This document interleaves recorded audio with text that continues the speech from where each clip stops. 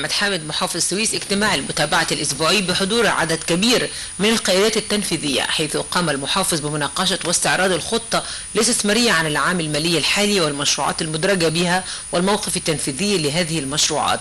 كما تطرق الاجتماع لعدد من الملفات المتعلقة بالتجميل والنظافة والتعديات. نتابع.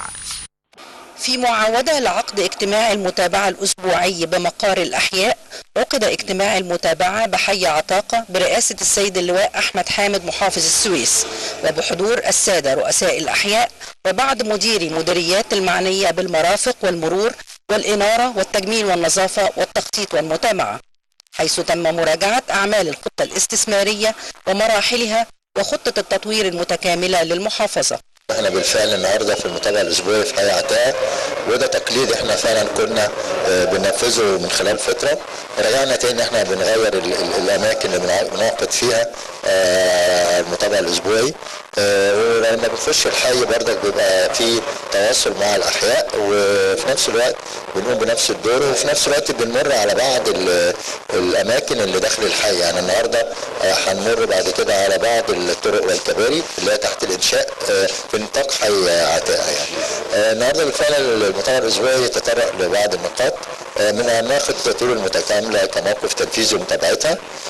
خطه التطوير المتكامله دي احنا عملناها بقالنا 3 شهور، وبيظهر للمواطن السويسي ان الخطه دي هي حديقه الخالدين، هي حديقه الشهداء، هي الميادين، هي النافورات، هي كل ما هو له منظر جمالي داخل محافظه السويس. فاحنا بنتابعها بحيث ان شاء الله نوصل ل 30/6/2018 نفذنا خطه التطوير المتكامله اللي بتتعمل بالجهود الذاتيه من الاحياء، وان شاء الله يعني ربنا يسهل ويكملوها. معالي الوزير المحافظ تقليد جميل طبعا وتجربه رائده، وهو الانتقال بالقيادات للاحياء المختلفه، وهي رساله طبعا اكيد بيحاول يوصلها وهي واصله، ان احنا الاهتمام بجميع الاحياء، جميع الاحياء السواسيه.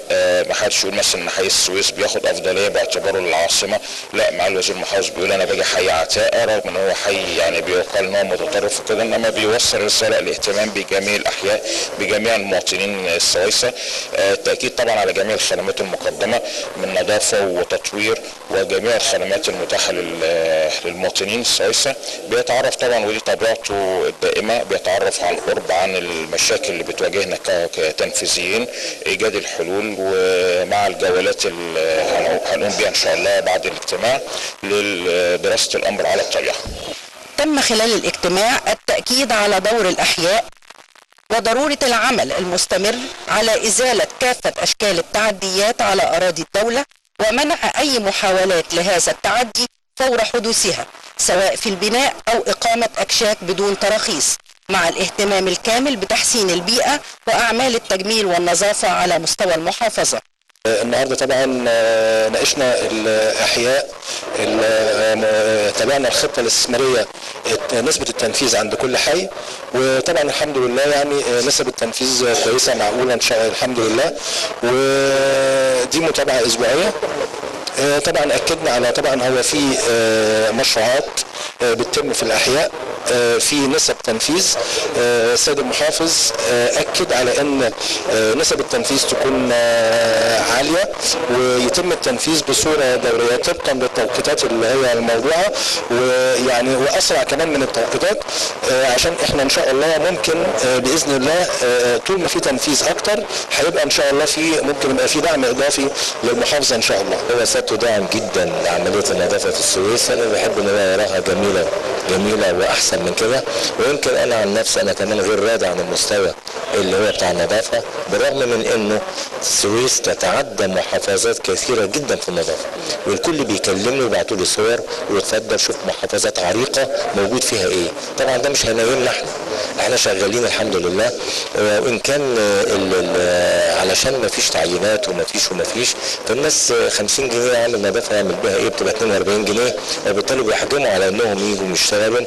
العدد طلع منه كتير معاشات، في منه بعض الاصابات والامراض، وبالتالي بيأثر بالسلب على الشارع. انما في جهد جهيد لهذا الامر عشان نواجه الامور دي.